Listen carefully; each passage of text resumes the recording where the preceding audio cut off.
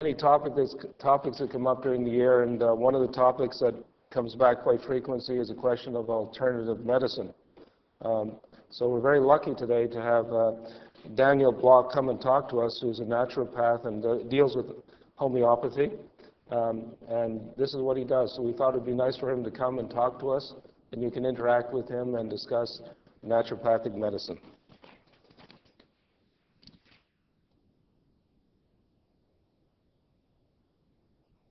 Rosengarten. I appreciate that. Thank you very much. Hello, everyone. This is an honor and a joy for me to be presenting this subject here. I was a graduate of McGill. I graduated in anatomy in 1995, and I'll be speaking to you about the philosophy and practice of alternative medicine. And alternative medicine I also call synonymously holistic medicine, which I'll discuss what that entails. So a little bit about me. I graduated, as I said, in anatomy in 1995. I graduated from a 4-year full-time naturopathic medical education program from the Canadian College of Naturopathic Medicine and got my ND. That's like an MD, but different. People often ask that. Is that like MD? It's like it, but it's different. I graduated a 2-year advanced homeopathic training course with Lou Klein, who's a renowned homeopath, and it was a fantastic course. I've published a book called The Revolution of Naturopathic Medicine, which deals with the philosophy of naturopathic medicine and also the current issues that face our profession right now. And one of those issues is whether or not to emulate the conventional medical model in naturopathic medicine. I say no. I say that we have a unique philosophy, and it's important for us to remain true to that philosophy and to have strong communication with conventional medicine, but to establish ourselves in our unique philosophy. So this is what this book deals with. I have some copies here that go deeper. It goes deeper into the philosophy that I can't necessarily delve into in this short amount of time, if anyone's interested. It's also available on that website, as you see. I also published a book on Kabbalah, which is, I guess you could say, what I'm sharing with you in terms of medicine is like the Kabbalah that I share as well. It's a sort of an alternative approach to Kabbalah. I'm currently giving workshops and classes on Kabbalah, the philosophy of healing and self-healing throughout Canada and the US. And I currently practice naturopathic medicine and homeopathy in Montreal. I have a nice little office where I practice. And I specialize in the treatment of patients with myasthenia gravis from all over the world. And why focus on myasthenia gravis? The reason for that is in 1995, I had severe diplopia, ptosis. My triceps were completely paralyzed. Muscles of my abdomen were also paralyzed. Flexors of my thigh, didn't know what was going on. Was diagnosed in 1995, December of 95, with myasthenia gravis. I was told that it was incurable and that it's progressive. So that wasn't the best prognosis I could receive or hear. It was scary. So I took Mestinon for 1 week. It was the first drug that I was prescribed, and I didn't feel well on the medication. When I say I didn't feel well, I mean I didn't feel well systemically, globally, mentally, emotionally, and physically. I decided that I would heal myself with alternative and holistic medicine. And at this time, I was already involved with alternative medicine. I had been a pretty sick kid. I had a lot of opportunities to visit many doctors, and I had seen homeopaths, acupuncturists, and other alternative doctors. So it wasn't new to me.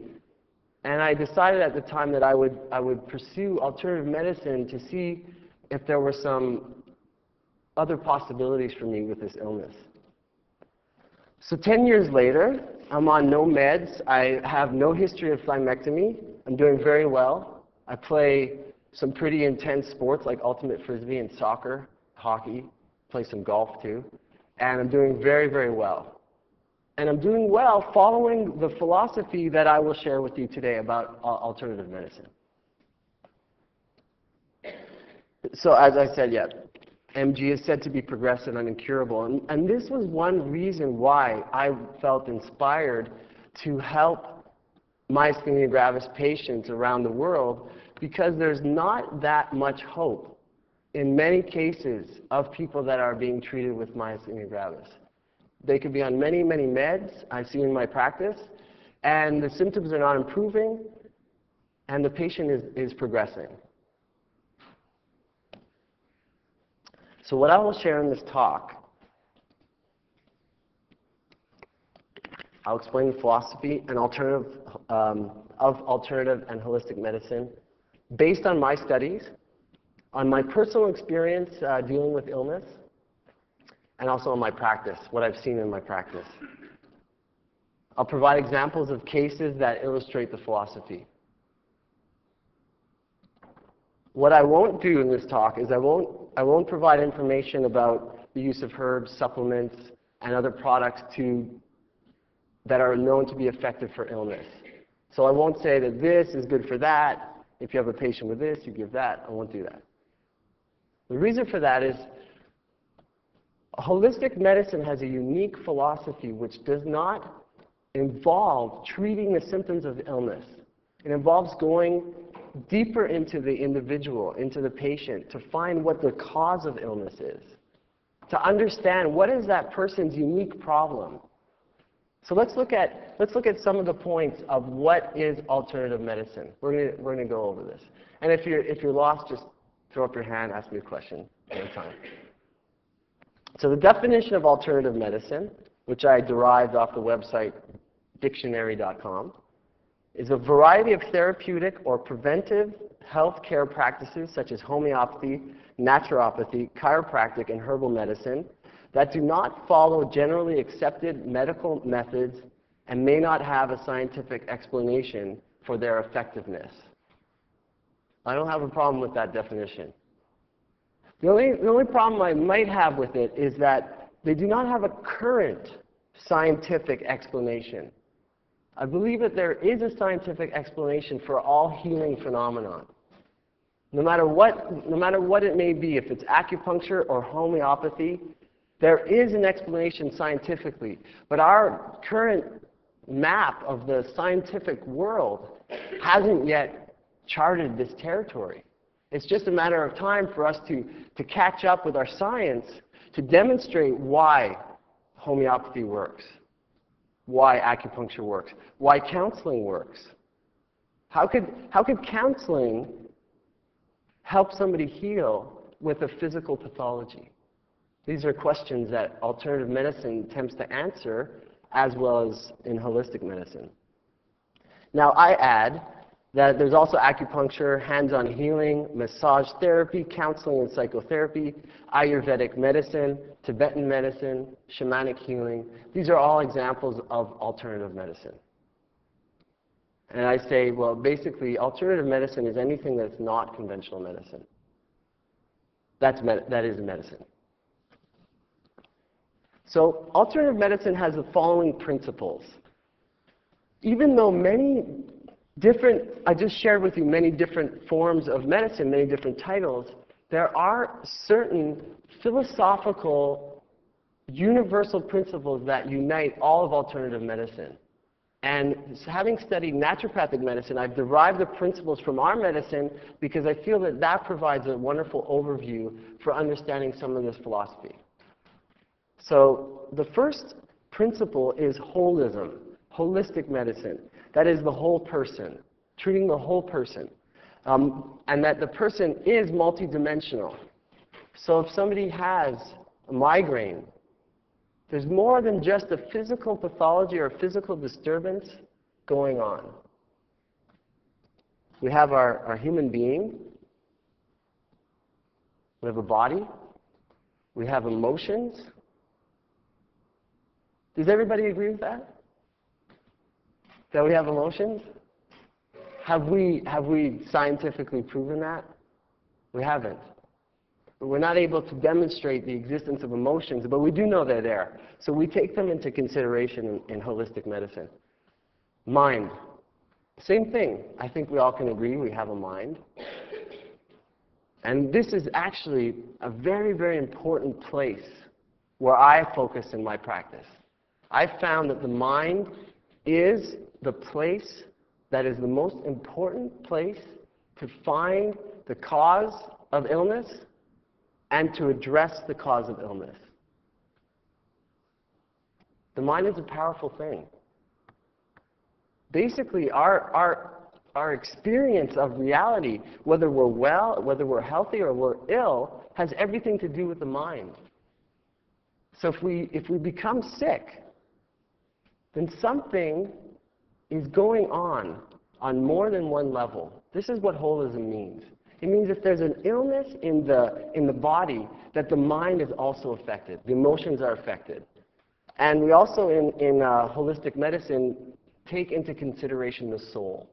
That is, what is the person's yearning to be? Who are they as an individual? And how are they not living that?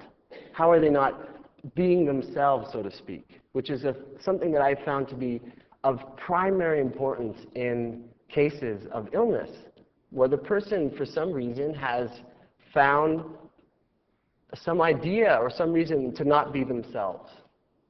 And this leads to illness. So another principle of the philosophy is treat each person as an individual. So if we have three people with ulcerative colitis, we treat each one individually. We do not address the illness itself. We're not treating ulcerative colitis. We're treating a person that got sick and their disease manifested as large intestine pathology. And I forgot to mention, but each one of these points of philosophy are intimately related with the others. You can't separate the philosophy. So you can't treat a person holistically without also treating them as an individual. So when we treat as an individual, I bring back this picture to show the mind, the emotions, the body. It's to understand that for a case of ulcerative colitis, we want to understand where the pathology goes into in the mind and the emotions. And this is derived largely through interaction with the patient. My first visits are about 2 hours long. That's long. in relation to other forms of medicine, that is long. But it affords me the opportunity to ask many, many questions and to uncover the person's problem and how it relates to their pathology. I'll give you an example of a case that I had of ulcerative colitis, of a man who, I'm going to skip ahead now to a slide.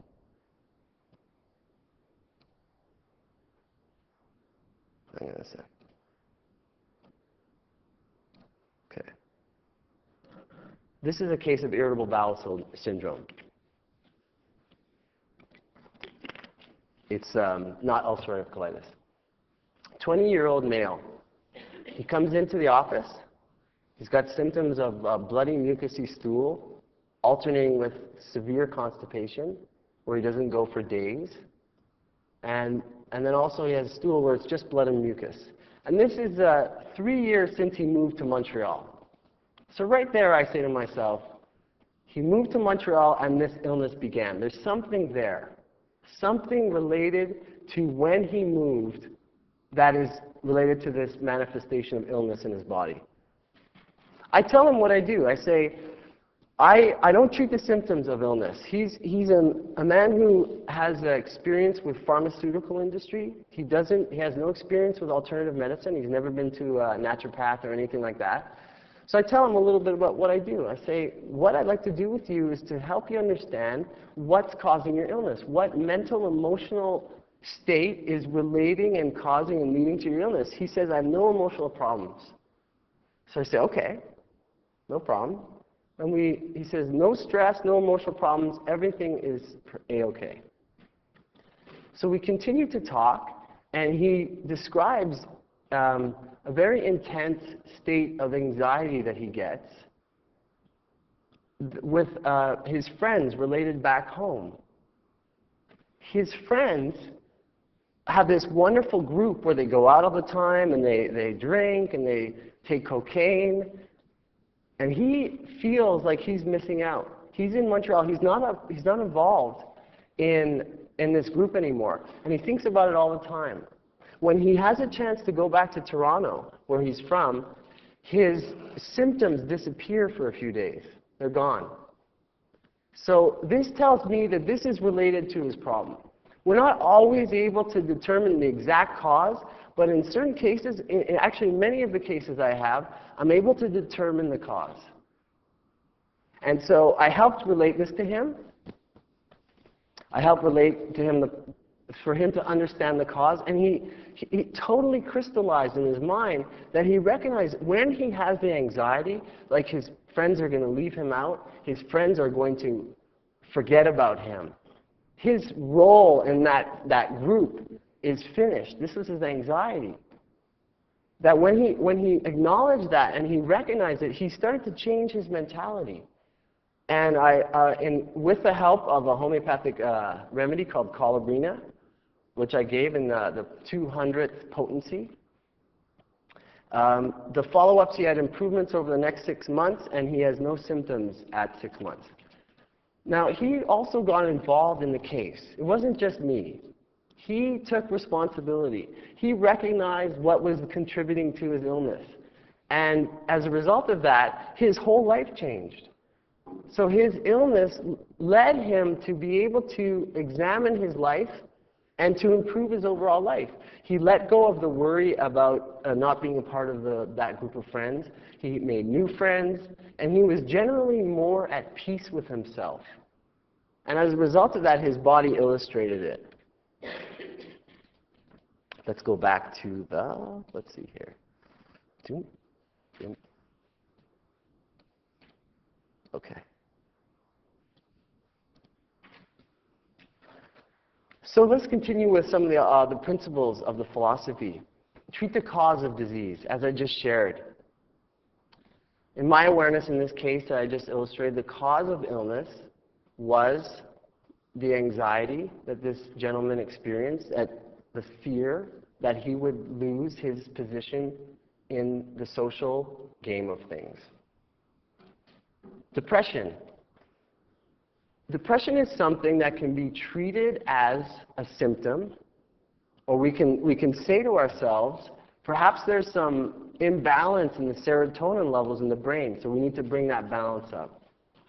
The cause of depression is so varied from patient to patient that it really requires getting into the case to understand it. But once you get into the case, in my experience with depression, to understand what that person's problem is so valuable for them. They almost don't even need any remedy or any prescription of any sort. Just for that person to have understanding and to also help empower them to understand how they can change whatever's depressing them. I mean, depression more than anything is a result of somebody not being happy about what's going on in their life. Myasthenia gravis and autoimmune diseases. What's the etiology of myasthenia gravis? Do we know? It's idiopathic, according to current medical knowledge right now. But in my awareness, there was a cause of my illness. It was a traumatic experience I had with a breakup. I was dating somebody. We had a terrible breakup. I blamed myself. I felt terrible about it. And my body started to reflect how I was feeling about my own self. So in my awareness, there was a cause. And the cause was a mental, emotional one. And what facilitated me to heal myself was to face that cause and to look at what I was thinking about myself and to change my attitude towards myself. And I witnessed firsthand that when I would experience that same relationship with myself that was negative, then my symptoms would deteriorate. And when I would resolve, and as I would resolve, I would feel a spontaneous strengthening in my body. This has been invaluable for me. This illness has been invaluable for me to learn about this holistic model and to see it firsthand, the beauty of it and the simplicity of it. I had a case of a myasthenia gravis patient who was on the phone with me, and she wanted to put the phone down so she could go take some Mestinon because she was very weak and her voice was weak and she was having trouble talking. And I said, just wait a bit. And we were discussing some of the potential issues in her life. And what came up was that when she got sick, right at the time when she got sick, an old friend of hers died. It was actually an old partner. And he died suddenly, and she blamed herself. She said, if I had been with him in his life, he wouldn't have done the things that led to his death. And as she started to discuss this with me on the phone, she began to cry. And as she cried, she was breathing, she was moving through all this emotion. When she was through with it, she felt a lot better, and her breathing had improved, her strength had improved, and she realized that she didn't need to take the medication at that time.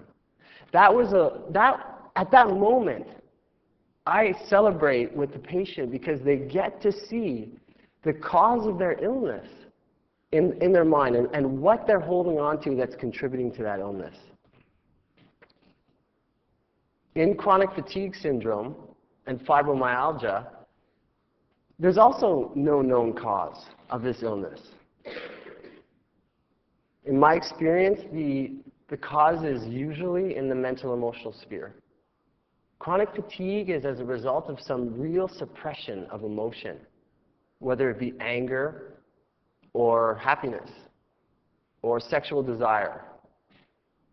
These energies, when they're not expressed properly, when they're not dealt with properly, they get suppressed in the body, and the body reflects exactly what the person's doing in their emotion. So if it's suppression, then their body ends up becoming tight and in pain. And to deal with that cause, to move that block of motion, to give that person the feeling of freedom for them to let go of that, has a resultant healing effect on them. I showed you an example of irritable bowel. Constipation is often due to holding on to something. The body is a reflection of the mind. In holistic medicine, that's what we've discovered, and that's what we consider. That if the person's holding on to something, they're not letting go of something. And that's usually true in constipation cases. And migraines as well. Migraines are as a result of anything, any kind of stress that the person is not dealing with well. It could be suppressed anger. It could be stress at work. The worry that the person thinking over and over and over about certain worries in their life, that's giving them a pain in the head. I had a case of a migraine several years ago, and I was taking the woman's case, but I didn't have time to finish. So we rescheduled for the following week. And this woman had had migraines every day at work for the last 3 years.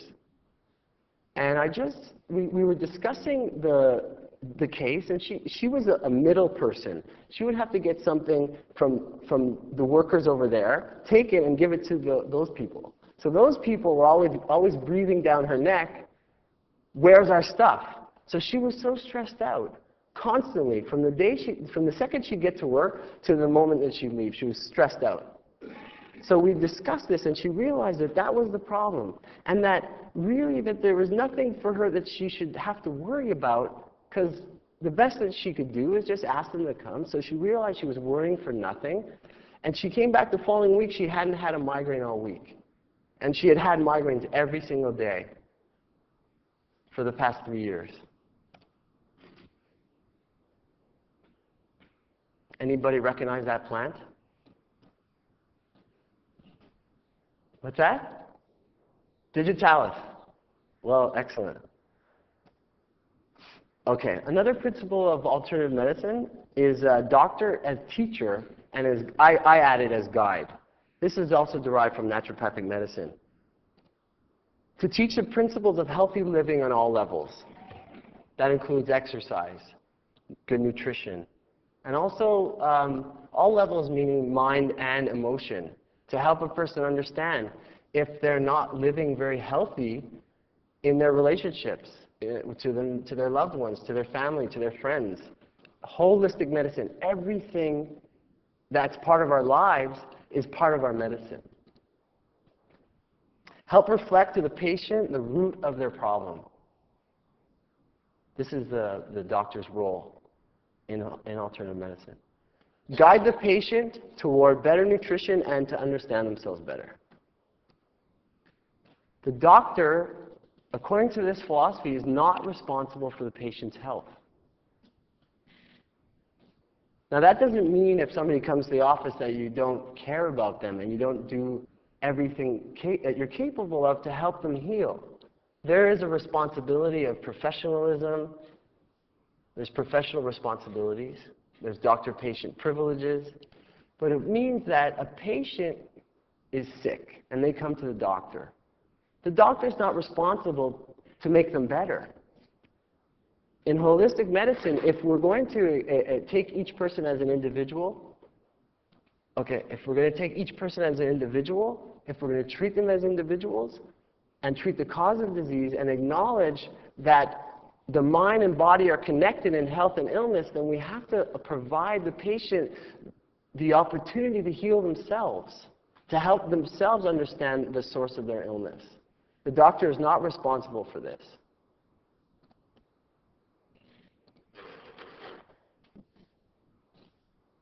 To work with the healing power of nature. What this means, this might sound a little esoteric, but it's very beautiful philosophy. If you cut yourself, the skin heals. That should be the case as well in illness. When we get hurt or something happens, we should heal. If we don't heal, then something's blocked. There's some underlying cause that's blocking the person from being healed. So we work with the healing power of nature. We work in harmony with the healing power of nature, and we acknowledge that when we address the cause of illness, that then the body will spontaneously heal. It's like taking the dam off of the river. The river will flow again, and then the land will be provided with the water that it needs. And we share the principle of do no harm. And I add, physician, heal thyself.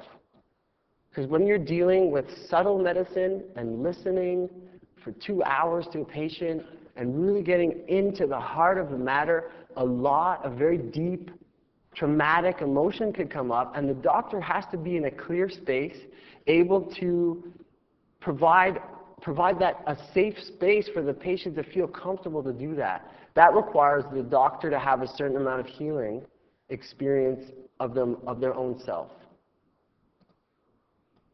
There's an additional holistic and alternative medicine philosophy that I do want to share with you, which is very, very important.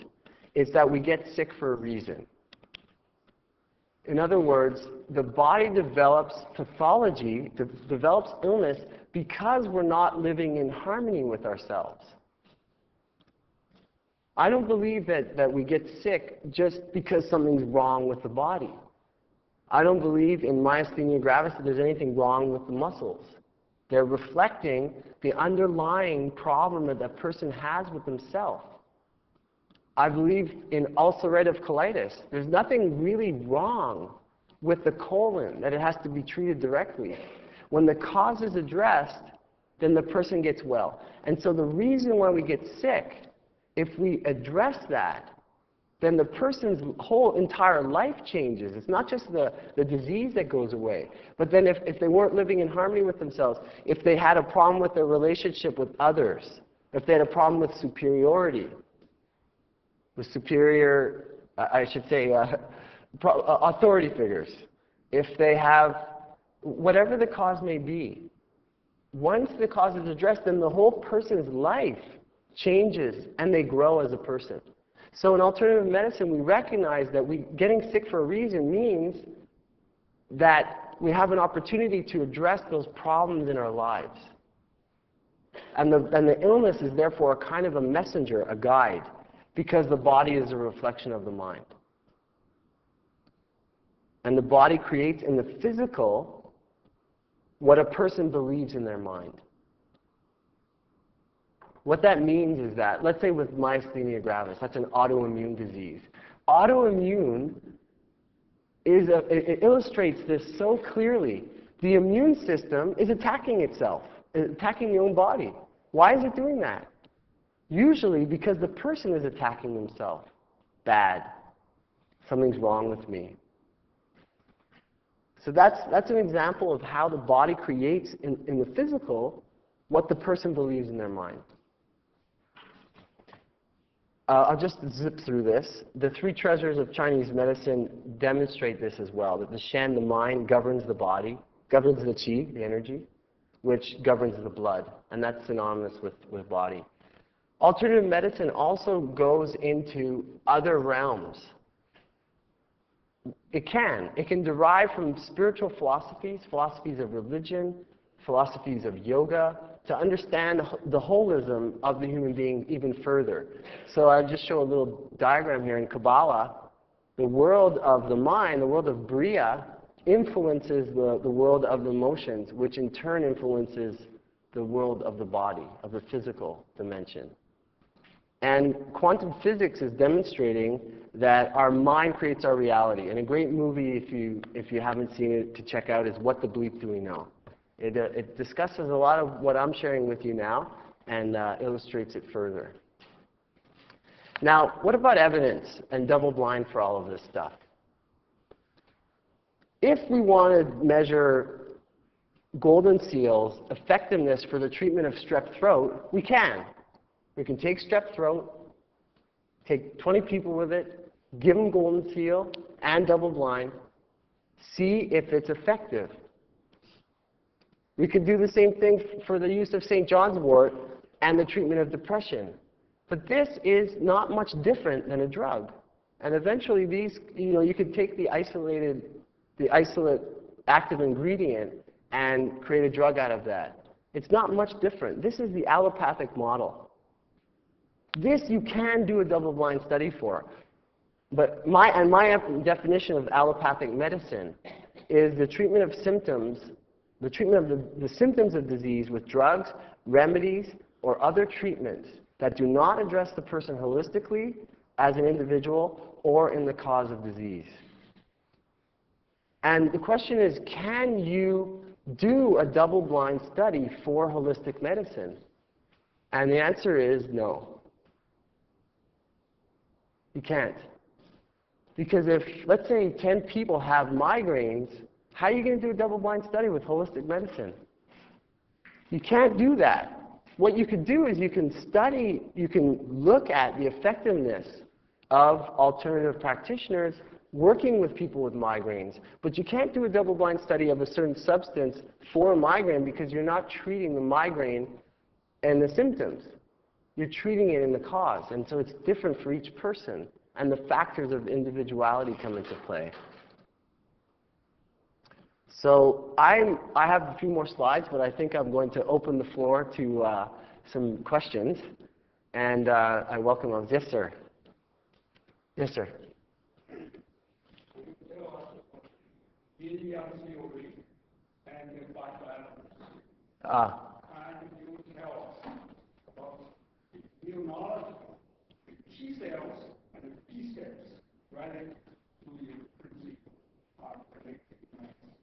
Also can tell us natural technician of the radical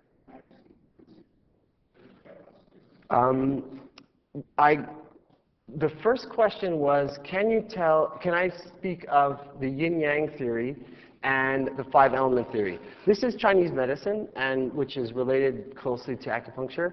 I won't get into that now, but it involves balance. And basically would say that illness results from the lack of balance. And your second question, sir, what was it? I forget. Yeah.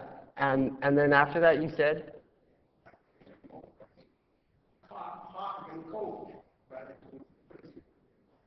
Ah, yes.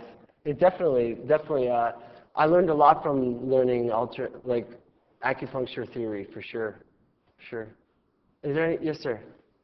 You get referrals from standard medical physicians, and you refer getting your problems to standard medicine?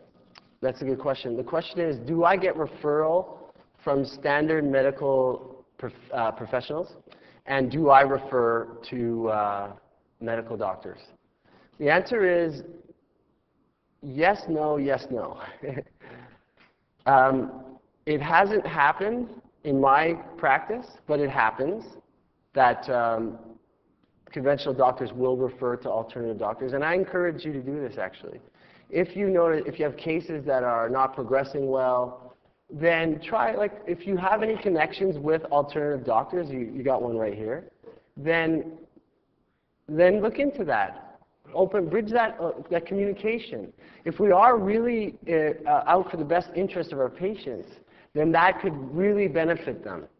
And would I refer? I would refer in cases that I feel require sort of allopathic medicine, which are, here we go. In acute conditions, severe conditions, we also have the ability to treat acute conditions, but if it's very severe, I would refer to emergency or to a medical doctor.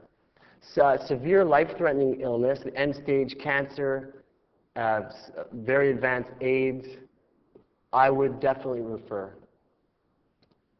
Trauma and emergency, I mean, I'm not going to start taking somebody's case and counseling them if they have a severed limb, for instance, or a broken bone. And surgery, orthopedics, where it's necessary.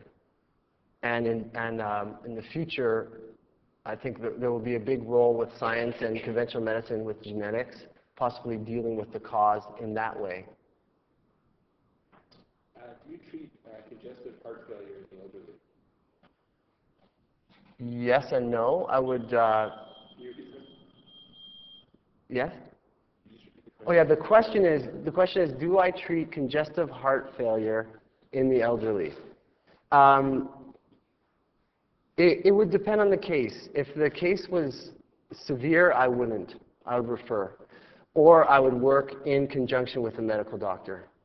If it was a mild form and the person felt that they would like to pursue alternative holistic medicine and they made that choice, then I would work with them for sure.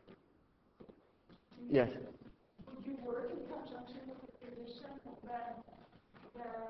traditional medicine has some limited impact, or would you reach a point where we reach a plateau? Would you treat in conjunction like Absolutely. The question is, would I work in conjunction with a medical doctor? And the answer is absolutely. I'd be honored to. I'd be happy to. I would also. I don't believe in the use of drugs in chronic illness. I think that when the case becomes stabilized, when the person begins to show an improvement of any sort, I would like to work with a physician to slowly minimalize the drugs. So working in conjunction with a medical doctor could be great for something like that. Yes? Yes?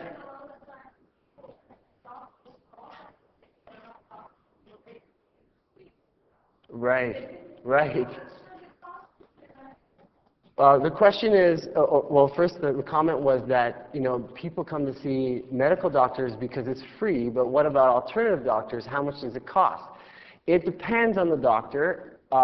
There's no necessary regulation of that, so a doctor can charge if they have great experience with helping people. They can charge a lot, or they can charge whatever they want. My fees are for the first visit, $200 for the first 2 hours. And then follow-ups are at $90 an hour. And that's a low end of my graduating class. So in Ontario, they go a little higher because naturopathic medicine is more recognized in Ontario than in Quebec, and there's more coverage by insurance. Yes, there is coverage by insurance. Most insurance companies will cover a portion to all of a visit. Any other questions? Yes, sir.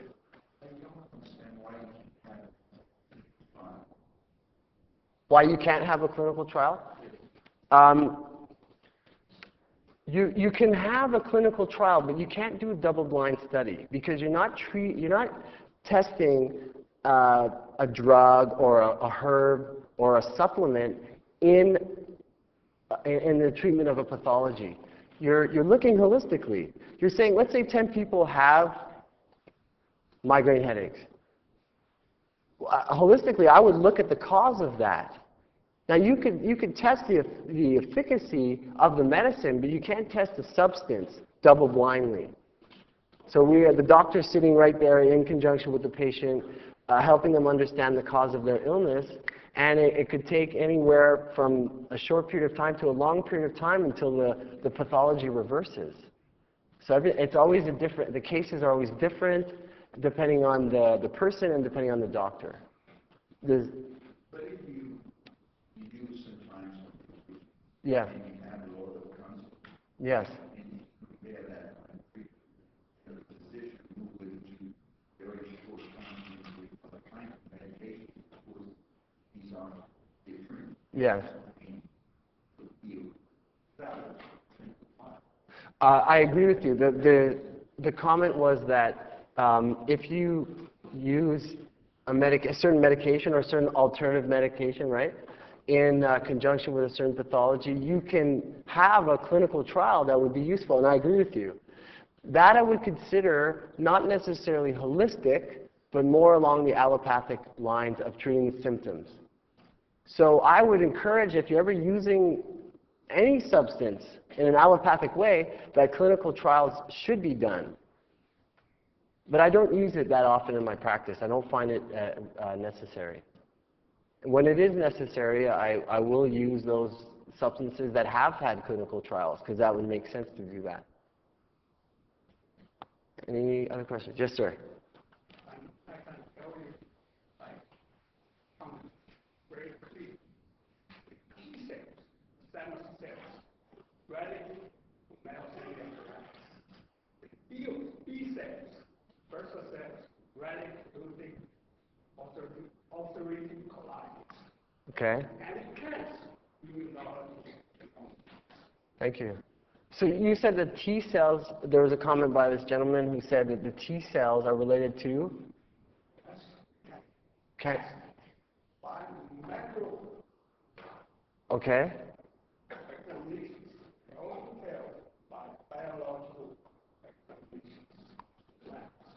Thank you, sir. All right. Sure.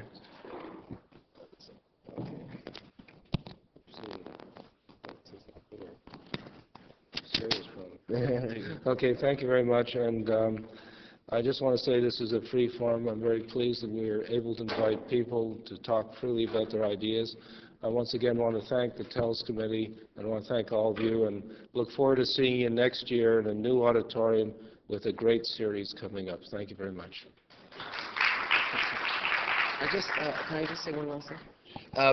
Everyone, just one last thing. I didn't get a chance to show you my last slide. Since myasthenia gravis is very close to my personal experience, if you have cases or you know colleagues that are working with myasthenia gravis, I'd be very happy to work in conjunction with physicians. So please contact me. Here's my contact info. You should have it on your handout. And thanks for listening.